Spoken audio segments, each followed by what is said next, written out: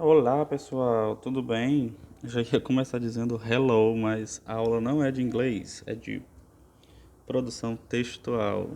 Então, hoje nós vamos ter a nossa última aula da nossa oficina de produção textual, não é? E a gente já viu sobre a organização textual, não é? Só para a gente revisar um pouco. A gente viu aqui, ó, sobre o cabeçalho, não é? A importância de usar o cabeçalho na atividade para identificar a letra e a apresentação do trabalho de vocês, que é a forma como a gente escreve no caderno, não é? Tudo bem organizado. O material que a gente utiliza, nada de ficar utilizando hidrocor, nada de ficar utilizando marca-texto. A gente deve utilizar caneta azul ou preta. A atenção que a gente deve ter. E quanto à atenção, a gente viu inclusive na última aula falando sobre os enunciados, dicas para a gente ler e entender o que cada enunciado quer falar, não é? Pois é. O planejamento, não é? Que é aquela questão de fazer um esboço da atividade, de fazer é, um borrão, onde a gente pode errar e tudo mais, e depois a gente refaz a atividade oficial, aquela que a gente vai mandar para os professores. E a linguagem que a gente usa, que é o que a gente vai ver mais a fundo hoje, tá bom? Olha, a gente viu também sobre os trabalhos apresentados, né? As diferenças entre os trabalhos escritos, que tem tudo aquilo que a gente viu, e os trabalhos apresentados, que podem ser os seminários, que pode ser um trabalho de exposição de algum material que você preparou, de algum capítulo que você estudou. A gente viu também sobre o fichamento, não é? O fichamento é algo muito interessante, é um trabalho escrito onde a gente organiza as informações do texto que a gente leu. E é muito bom como dica para a gente estudar, porque ele vai tirar as principais informações de um texto. Então, sempre que você precisar estudar um texto, um capítulo de um livro, algo assim, pode fazer um fichamento que você vai ver como se torna muito mais fácil você aprender sobre aquelas informações, não é? Na nossa última videoaula, a gente viu sobre os enunciados e a gente falou sobre interpretação de texto voltado a esses enunciados. O primeiro de tudo, o que é um enunciado? Bom, aqui a gente já tem um enunciado, ó, número 1. Quando a gente pega uma atividade, a gente vai ter várias questões, a gente vai ter vários exercícios para a gente fixar um conteúdo, para a gente aprender sobre aquilo, não é? Isso vale para qualquer disciplina. O enunciado é justamente aquilo que a gente vai ler para entender o que aquela questão está pedindo. Então aqui a gente já tem um enunciado, ó. Leia atenciosamente os enunciados abaixo e identifique o embasamento e a pergunta, não é? Então, na última aula a gente viu como compreender um enunciado para que a gente consiga entender ele melhor, não é?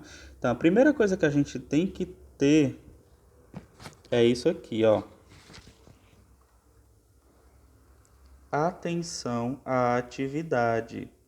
A gente precisa seguir esse método de ter atenção. Primeiro, a gente precisa ver sempre a videoaula, porque é nela que a gente vai ver o conteúdo daquele dia, não é?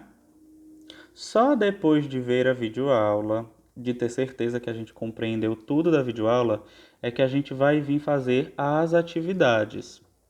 Ou dependendo da videoaula, a gente vai acompanhando a atividade enquanto está acontecendo a videoaula, vai pausando. Isso vai depender de cada aula. Mas primeiro a gente tem que entender aquilo que o professor está falando, para depois a gente tentar fazer a atividade. Se a gente pular esse passo, acaba que a gente não compreende muito bem aquilo que a atividade vai querer passar, porque a gente acabou pulando informações importantes que tem lá na videoaula, não é? Então, lá na videoaula eu mostrei que um enunciado ele pode conter um embasamento, mas o que é um embasamento? O embasamento são as informações que vão complementar e que vão ajudar a gente a resolver aquela questão ou a responder aquela pergunta, não é? Por exemplo, aqui, ó, nesse primeiro enunciado da atividade, a gente tem essas informações aqui, ó. No texto, o fantasminha tenta dialogar com Frank. Estão vendo? Tudo isso aqui é um embasamento, porque ele está nos trazendo informações extras, ou ele está nos lembrando de informações que nós lemos no texto. Claro que a gente não leu esse texto aqui, porque a gente não está trabalhando esse texto em si. A gente está trabalhando só a estrutura desse enunciado. Mas se a gente tivesse lido esse texto aqui, com certeza esse embasamento serviria para nos lembrar de informações que nós lemos no texto, né?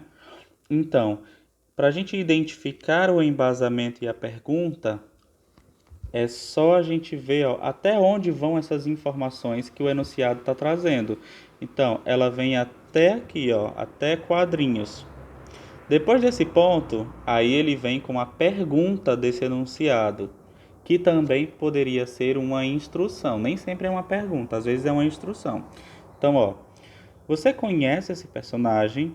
O que sabe sobre ele? São duas perguntas. Então, nós temos todo esse embasamento aqui. E na última linha nós temos a pergunta.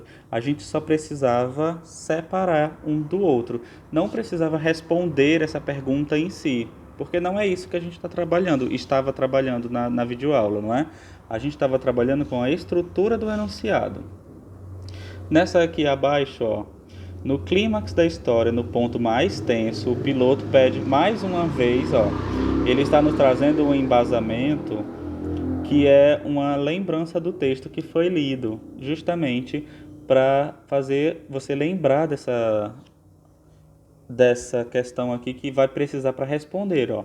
A partir desse ponto aqui, depois desse ponto, que expressão o narrador emprega para descrever a situação em que ele se encontra? A partir daqui do que expressão, nós temos a pergunta. Antes disso, nós tínhamos o embasamento.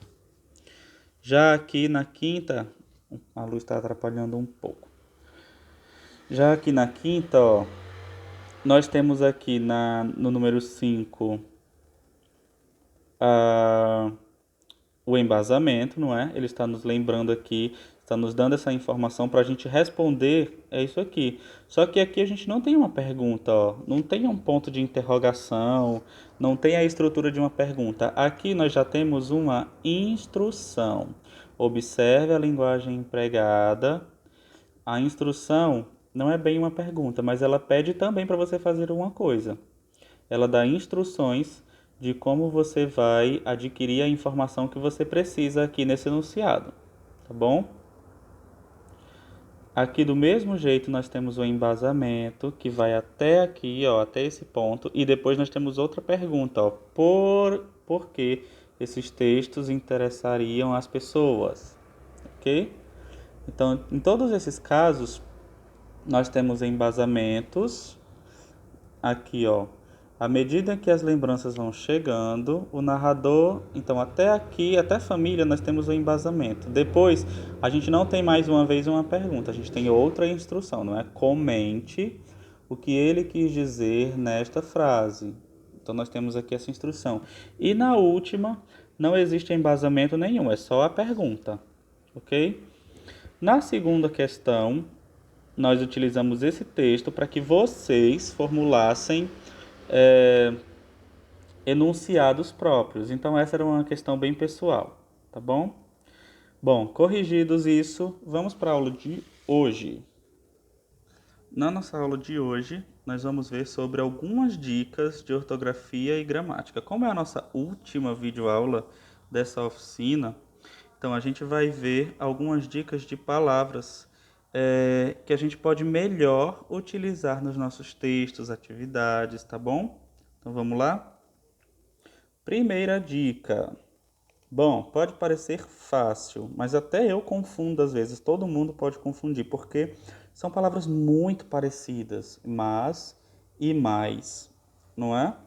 Então, a gente tem aqui essas duas palavras, e claro, elas podem assumir vários significados dentro de uma frase. Tanto o mas como o mais, eles podem ser utilizados como substantivo, como conjunção, como advérbio, no caso do mais. Porém, quando a gente vai utilizar os dois, a gente tem que aprender a diferenciá-los. Olha só aqui essa frase. Eu ia caminhar, mas começou a chover. Então, esse mas aqui, ele está dando uma ideia de quê? De porém, não é? Algo que ia acontecer e não aconteceu por causa de algum motivo. Então, nesse caso, a gente sempre vai utilizar o mas. Como eu já até citei aqui agora, a gente pode substituir ele por porém. Eles têm o mesmo significado. Então, sempre que a gente tiver em dúvida numa frase se a gente vai utilizar mas ou mais, na nossa cabeça a gente pensa, será que eu posso substituir por porém e vai ficar o mesmo significado? Se a resposta for sim, então você vai utilizar mas, tá bom? Mas olha essa outra frase. Acho que está chovendo pouco. Queria mais. Aqui daria para a gente substituir por porém? Não, não é porque nesse caso aqui a gente está demonstrando intensidade. A gente está querendo mostrar, ó, que ao invés de pouco, queria que estivesse chovendo mais. Então, deu para entender a diferença entre o mas e o mais? O mas, ele dá uma ideia de adversidade, ou seja, é uma ideia contrária, algo que ia, mas não foi, né? É um porém. Quando a gente puder substituir por porém, a gente sempre vai utilizar mas. Quando a gente quiser falar sobre intensidade, a gente vai utilizar o mais. Ok? Essa foi fácil, né? Vamos para a próxima? Onde e aonde. Olha, as duas se parecem muito e às vezes a gente confunde bastante. Bom, primeiro, onde? Olha só, onde sua mãe trabalha? Hum. A segunda, aonde você vai com tanta pressa? Qual seria a diferença entre essas duas frases? Já vou dizer. Primeiro, essa aqui que a gente usa onde, a gente está utilizando ele nesse contexto porque dá uma ideia de algo que está parado. Por exemplo, onde você estuda, onde você mora, são situações, são lugares que são fixos, a sua casa, a sua escola, o trabalho da sua mãe, não é? São lugares fixos, ok? Então, quando a gente tiver essa ideia, a gente vai sempre falar onde. Quando a gente for usar aonde, é porque essa ideia não é de um lugar fixo, e sim de uma coisa mais móvel. Por exemplo, aonde você vai com tanta pressa? Vem como essa frase dá a impressão de que a pessoa está andando, se movimentando e tudo mais, não é? Aonde está indo esse carro? Para onde vai esse ônibus? Porque ele vai parar em um lugar. Então pronto, a gente vai utilizar onde. Mas aonde esse ônibus está indo? Né? Quer dar a ideia de que o ônibus está em movimento, ok? Esse também foi fácil. Vamos para o próximo. Esses dois aqui, ó, com certeza e de repente, são palavras que às vezes a gente escreve tudo junto. Junta os dois aqui, coloca um N no lugar do M. Com certeza, já vi várias pessoas escrevendo assim. E de repente, do mesmo jeito, coloca tudo junto. Mas essas palavras se escrevem separadas, tá bom? Essas duas expressões se escrevem separadinhas. Então, mais uma dica aí. A próxima, eu sei que já é um pouco mais complicado, porque isso, às vezes as pessoas vão até a fase adulta da vida e ainda não aprenderam as diferenças entre os quatro porquês. Muita gente tem terror com isso, mas como a gente está vendo dicas, é bom que a gente veja essas dicas também, não é? Vamos lá, olha só, já aprontei tudo aqui para a gente ver com detalhes. Olha só, primeiro, esse porquê que está separado e não tem um acento. Ele passa essa ideia aqui, ó. Por qual razão? Pelo qual? Ok? Olha só o exemplo. Não sei por que ainda tento. Então, toda vez que a gente conseguir trocar esse porquê aqui por essa expressão, por exemplo, não sei por qual razão ainda tento. Então, a gente vai utilizar esse porquê aqui, tá bom? Outro exemplo. Os lugares... Peraí que eu esqueci o S aqui. Pronto. Os lugares por que passamos deixarão saudades. Então, os lugares pelo qual passamos deixarão saudades. Deixarão saudade.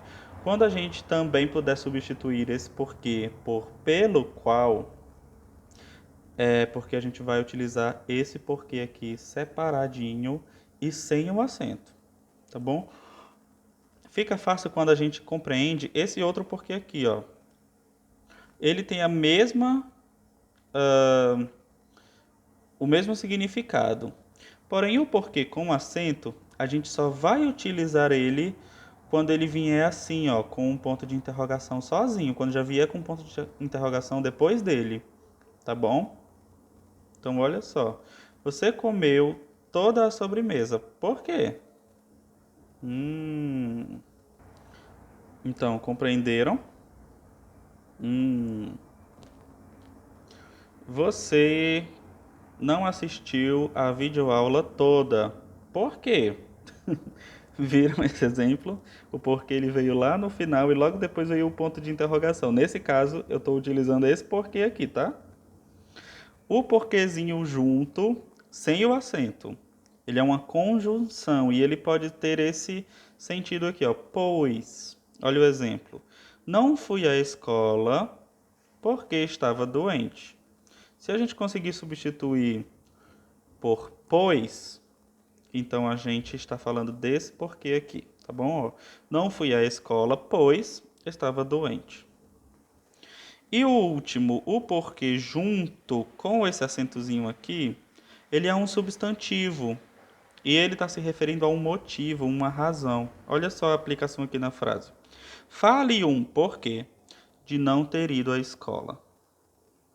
Olha só, se eu conseguir substituir por motivo, fale um motivo de não ter ido à escola. Viram que simples? Quando a gente pega essas dicas, esses dois aqui, eles querem dizer a mesma coisa, ó, por qual razão, né? Se a gente conseguir substituir eles por essa frase aqui, é porque vai ser um desses dois. Só que esse aqui, com o acento, a gente só usa nessa situação, onde a gente pode botar um ponto de interrogação logo depois dele. Ok? O outro não. O outro a gente pode fazer no começo de perguntas, em respostas, quando a gente tiver esse sentido aqui. Esse aqui é uma conjunção, ok? Ele sempre vai vir algo depois dele que vai indicar o motivo ou alguma consequência. Ó. A gente pode substituir ele por pois. Não fui à escola, pois estava doente. E esse aqui é um substantivo. Ele pode ser substituído por motivo. Fale um motivo de não ter ido à escola. Fale um porquê. Tá bom? Outras dicas que a gente vai ver hoje aqui, ó, são sobre os coloquialismos, quando a gente está fazendo as nossas atividades. O que são coloquialismos, professor? Coloquialismos é mais o nosso jeito de falar no cotidiano. Todo mundo utiliza uma linguagem mais coloquial no cotidiano, quando a gente está em casa, quando a gente está conversando com os amigos, quando a gente está na internet, não é? Eu não estou dizendo que utilizar coloquialismos seja errado. Cada um tem o seu modo de falar, cada um tem o seu jeito de falar. E, gente, isso é lindo, não é? A linguagem, ela é dessa forma, cada um tem o seu jeitinho, cada um tem a sua personalidade na sua forma de falar. Isso é muito bonito. Mas quando a gente está falando dos nossos trabalhos, das nossas atividades, da linguagem que a gente utiliza na escola, infelizmente a gente não pode utilizar esses coloquialismos nessa situação, tá bom? Por exemplo, são exemplos de coloquialismo: gírias, não é? A gente não pode escrever um texto ou responder a uma questão ou fazer um trabalho ou colocar até mesmo nas avaliações gírias. A gente precisa utilizar uma linguagem mais próxima à linguagem formal, não é? A linguagem padrão da língua, a forma padrão da língua. Falta de concordância. O que seria essa falta de concordância? Quando a gente não utiliza corretamente o plural, não é? Olha, deixa eu ver aqui um exemplo. Olha esse exemplo, ó. As minhas amigas. Viram como não está concordando essa palavra com essas outras duas aqui que estão no plural, não é? Às vezes a gente comete isso até mesmo falando. As minhas amigas não vêm aqui em casa, não é? Acontece. Mas quando a gente está fazendo um texto escrito, quando a gente está fazendo uma atividade, a gente precisa prestar bastante atenção nesses pontos, tá bom? Outro caso de concordância é o de concordância verbal, quando a gente não concorda o verbo com o que a gente está falando aqui na questão de pronome ou do sujeito, ó. A gente comemos, né? Ou a gente utiliza aqui o nós, ó, nós comemos, ou a gente fala concordando com a gente comeu, ou a gente come, não é? Aqui já vem até outra dica, ó. Tem muita gente que usa junto a gente, tá? Mas é separado, quando tem esse sentido de nós. A gente usa separado, a gente, tá bom? Já mais uma dica lá para aquelas palavrinhas que a gente viu antes. Outra coisa são as abreviações. E eu já coloco aqui também, ó, as expressões da internet. A gente está muito acostumado com a forma como a gente escreve na internet, não é? Como a gente conversa no WhatsApp, no Instagram, no Facebook e em várias outras plataformas de mídias sociais. Porém, quando a gente está fazendo atividades, tenham bastante atenção com as abreviações. Tenham bastante atenção com as expressões da internet que a gente utiliza. Como eu já falei, a gente precisa utilizar uma forma mais próxima da forma padrão. Então, vamos deixar as expressões da internet lá na internet. Vamos deixar as abreviações, essa preguicinha de escrever a palavra toda, para momento nenhum. Não precisa ter preguiça, tá bom? Vamos escrever a palavra como ela é, ou quando realmente precisar fazer uma abreviação. Ok? Então, pessoal, essas foram as dicas de hoje. Espero que vocês tenham todos gostado dessas dicas. Espero que vocês vejam com atenção, bastante atenção, e não esqueçam de ler o enunciado da atividade com bastante atenção também, tá bom? Então, tchau, tchau. Foi muito legal fazer essa oficina com vocês. Espero que vocês tenham gostado de todas as dicas e estejam colocando todas elas em prática, tá bom? Principalmente a questão do cabeçalho, da organização da atividade, da organização das atividades apresentadas, do fichamento, porque isso é muito importante não só para a produção textual, mas como para todas as disciplinas. Ok? Então, tchau, tchau e até mais.